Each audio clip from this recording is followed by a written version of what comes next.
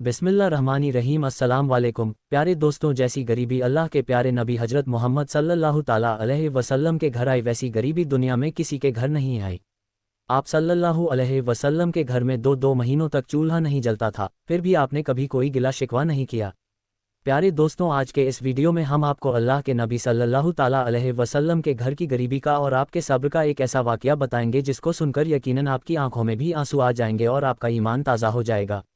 इसीलिए आज का ये वीडियो आप सभी के लिए बहुत ही खास है। आप इसको आखिर तक ज़रूर देखें, और अगर आपको अल्लाह के प्यारे नबी से सच्ची पक्की मोहब्बत है तो आप कमेंट बॉक्स में या रसूल अल्लाह ज़रूर लिखें।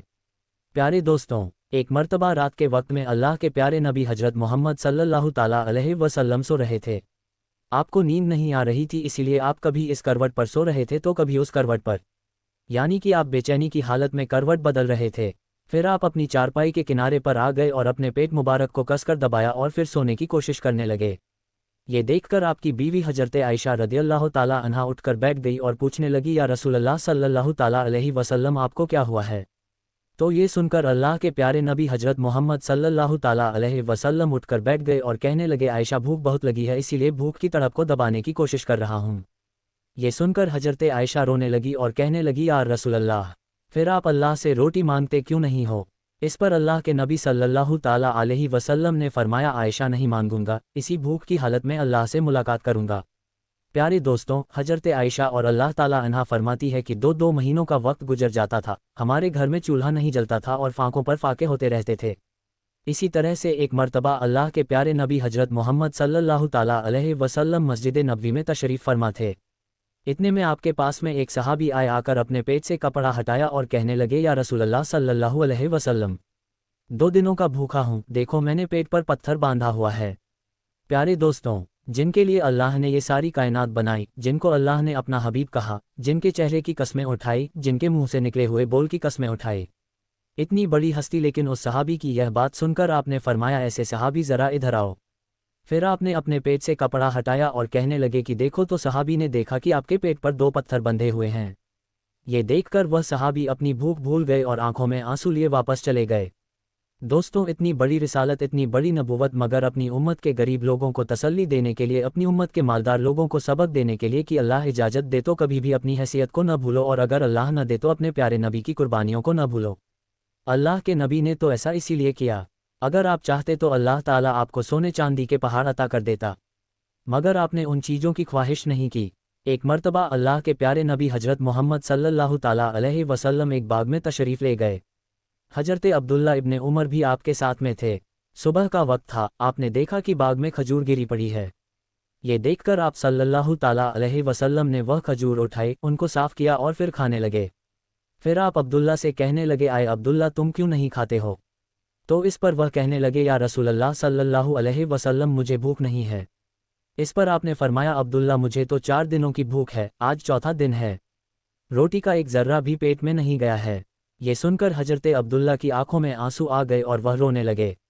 इसी तरह से एक मर्तबा अल्लाह के प्यारे नबी हजरत मोहम्मद सल्लल्लाहु ताला अलैहि वसल्लम मस्जिद नबवी में तशरीफ़ फरमाते।